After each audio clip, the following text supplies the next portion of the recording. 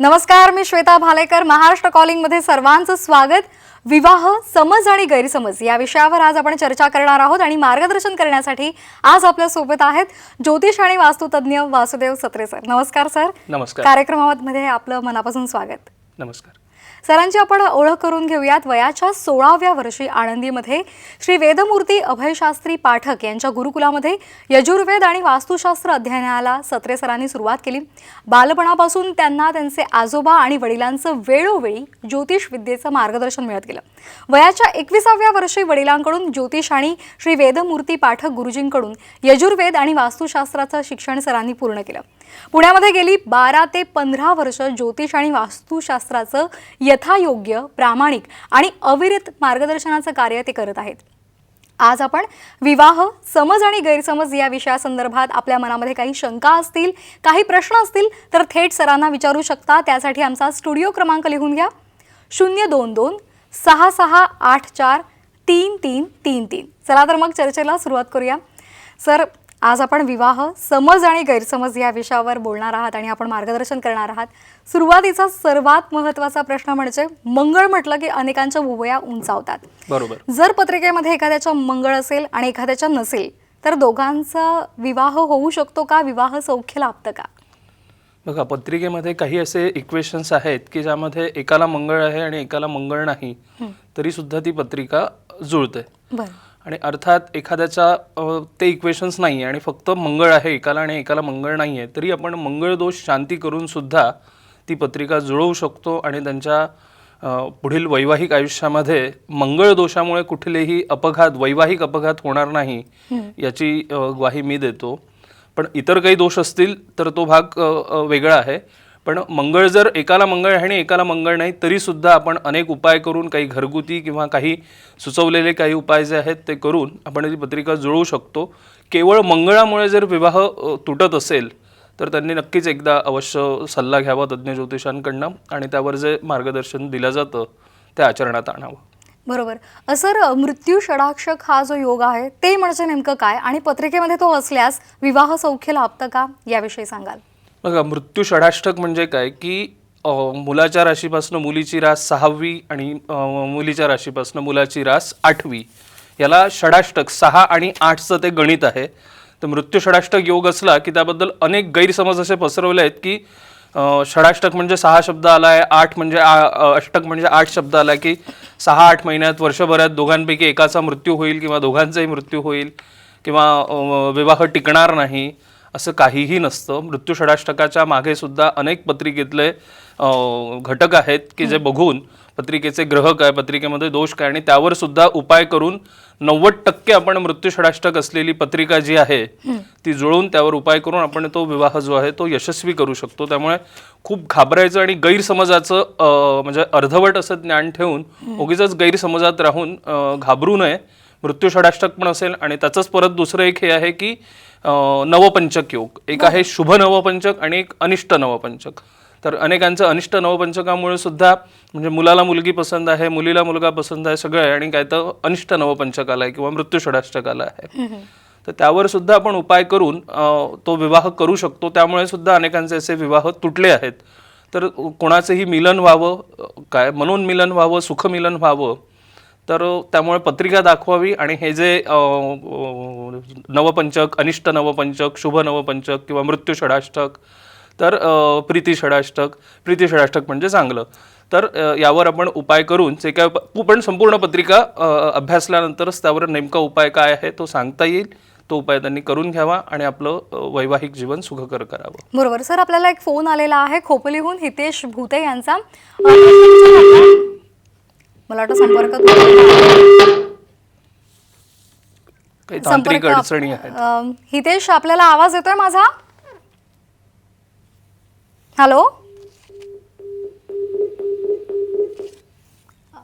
Phone cut झालेला आहे आपला. आपण पुढच्या मुद्द्याकडे येऊया. सर, आपण अनेकदा पाहतो की एखाद्या मुलीच्या कुंडलीमध्ये, जन्मपत्रिकेमध्ये जर विवाह योग असेल तर कुंभ लग्न असं म्हटलं जातं. एकापेक्षा अधिक विवाह असेल आणि एखाद्या मुलाच्या पत्रिकेमध्ये जर एकापेक्षा अधिक विवाह योग असेल तर अर्क विवाह म्हटलं जातं. तर नेमकं या संदर्भात खरंच काही फरक पडतो का? नाही नाही, नक्कीच फरक पडतो. तुमचा जो विचारण्याचा जो सूर आहे त्यात मला असं वाटतं की कदाचित तुम्हाला याबद्दल माहिती नाही म्हणून तुम्ही विचारत आहात आणि त्यावर विश्वास नाही की फरक पडतो की नाही पडत. पण कुंभविवाह आणि अर्कविवाह म्हणजे काय आपण समजून घेऊ. कुंभविवाह म्हणजे कुंभ म्हणजे कलश. कलशामध्ये विष्णुदेवाची आपण आराधना करतो, आवाहन करून विष्णुदेवाला आपण तिथे स्थापना करतो आणि त्या कलशासोबत त्या मुलीचा विवाह केला जातो.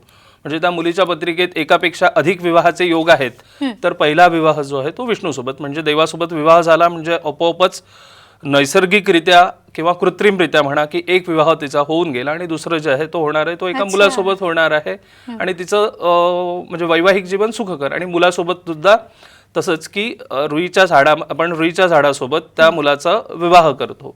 तर तसंच त्याचं सुद्धा आहे की पहिला विवाहाचं एकापेक्षा अधिक विवाहाचा जो योग आहे तो योग टळला आणि दुसरा विवाह सुखकर झाला तर त्याचा नक्कीच रिझल्ट मिळतो. पण गरज असेल तरच करावं. अन्यथा काय आहे की एखाद्याच्या पत्रिकेमध्ये एकापेक्षा अधिक विवाहाचे योग नाहीत आणि तुम्ही जर का कुंभविवाह किंवा अर्कविवाह केला तर अजून मग ते किती होतील विवाह याची शाश्वती नाही.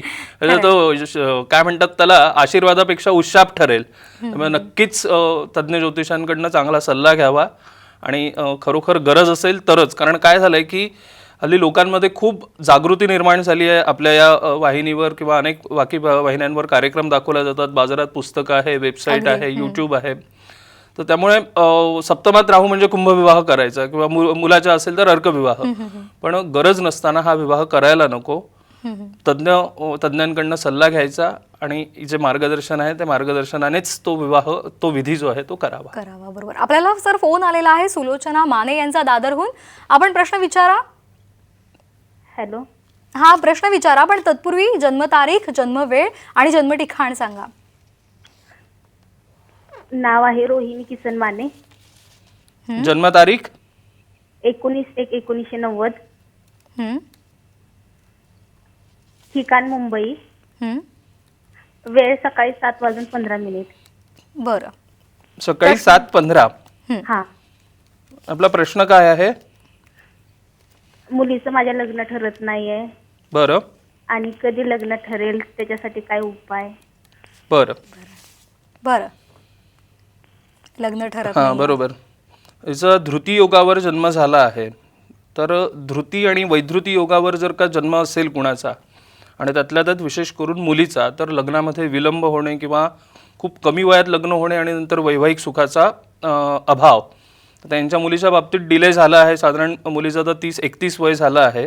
एक प्रकारे या गोष्टीला आपण थोडंसं पॉझिटिव्हलीच घेतलेलं बरं की विलंब झाला आहे. लवकर झाला असता तर आज कदाचित त्यांनी इतर कारणासाठी फोन केला असता. तर धृतियोगाची शांती करून घ्यावी. बाकी पत्रिकेमध्ये कुठलाही दोष नाही. मुलीचे डोळे तपासून घ्यावे आणि दिवाळी 2021 नंतर विवाहाचे योग आहे. राहत्या घराच्या पूर्वेस किंवा दक्षिणेस वरशोध घ्यावा. त्या दिशेची जी गावं असतील तिकडनं आलेले जे स्थळ असतील त्याला प्राधान्य दिलं तर उत्तम. बरोबर. सर आपल्याला आणखी एक फोन आलेला आहे. परभणीहून वंदना यांनी आपल्याला फोन केलेला आहे.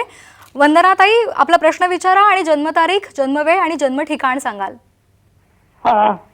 27/4/94. संध्याकाळी 10:09.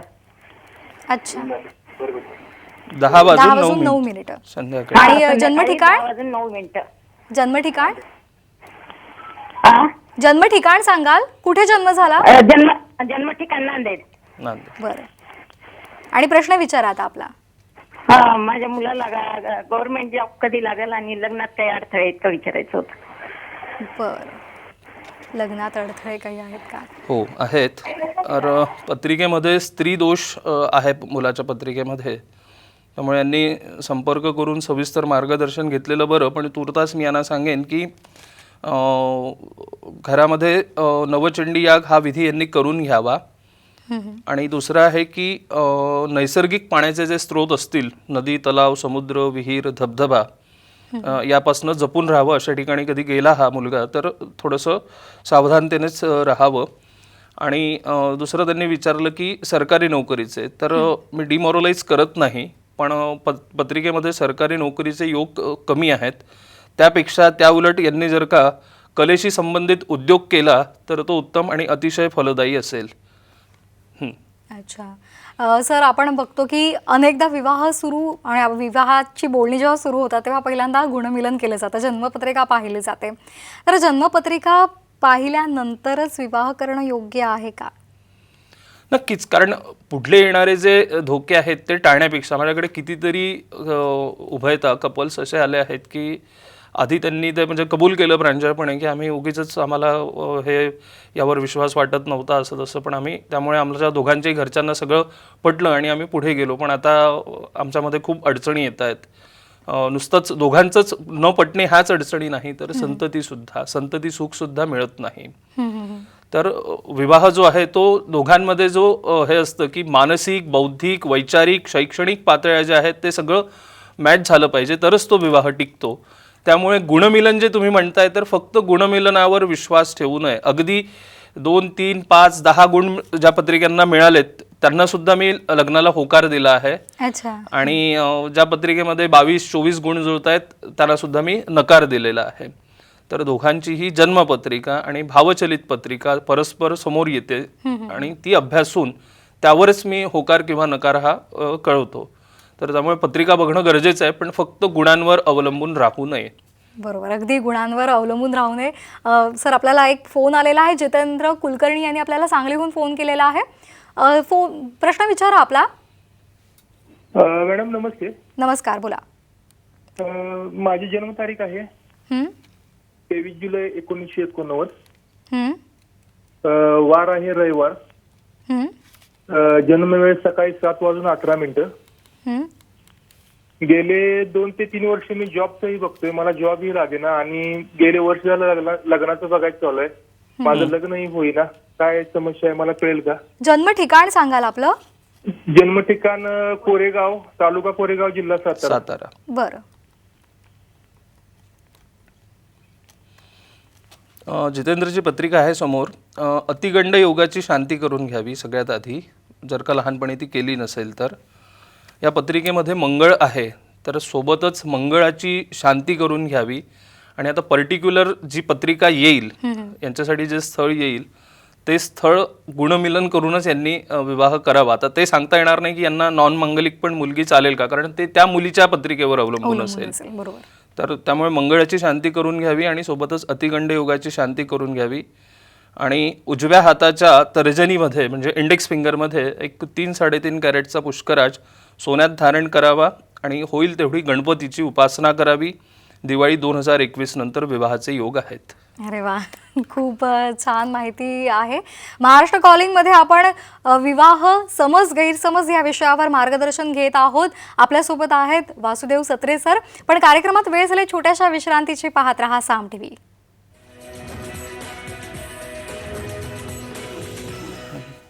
महाराष्ट्र कॉलिंग या कार्यक्रमामध्ये आपण विवाह समज आणि गैरसमज या विषयावर आज चर्चा करत आहोत आणि आपल्याला मार्गदर्शन करत आहेत वासुदेव सत्रे सर. पण तत्पूर्वी जर तुम्हाला सरांना ऑनलाईन भेटायचं असेल किंवा प्रत्यक्ष त्यांची भेट घ्यायची असेल तर उद्यापासून वाशी इथल्या कार्यालयात ते उपलब्ध असतील. तसंच रविवारपासून पुण्यातल्या हिंजवडी इथं ते उपलब्ध असतील प्रत्यक्ष भेटीसाठी किंवा ऑनलाईन अपॉइंटमेंटसाठी. आणि त्यासाठी जर तुम्हाला संपर्क करायचा असेल तर स्क्रीनवर जे दूरध्वनी क्रमांक दिसतात ते नोट डाऊन करून घ्या आणि सरांशी तुम्ही संपर्क साधा. सर पुन्हा एकदा आपण चर्चेला सुरुवात करूया. प्रेमविवाह असेल तर जर आपण जन्मपत्रिका पाहिली नाही तर चालेल का? नक्कीच, म्हणजे त्याला आपण गांधर्व विवाह म्हणतो. याआधीसुद्धा मी सांगितलेलं आहे.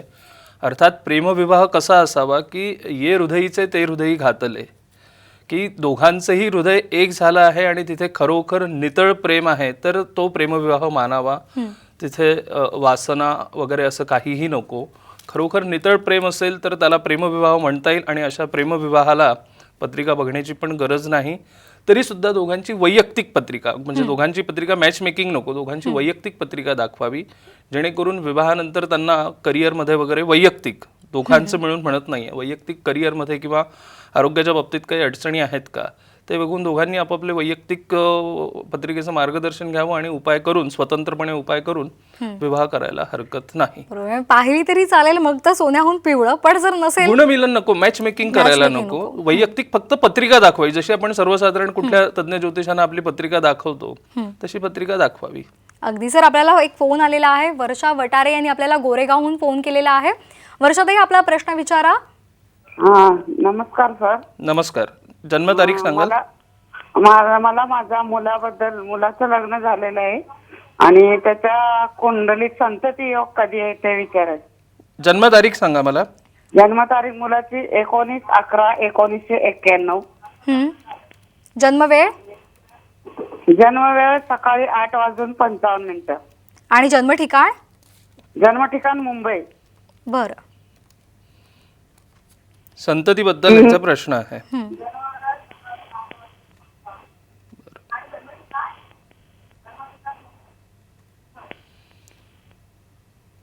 उजव्या हाताच्या अनामिकेत म्हणजेच रिंग फिंगरमध्ये एक साधारण 4 कॅरेटचा माणिक सोन्यात धारण करावा.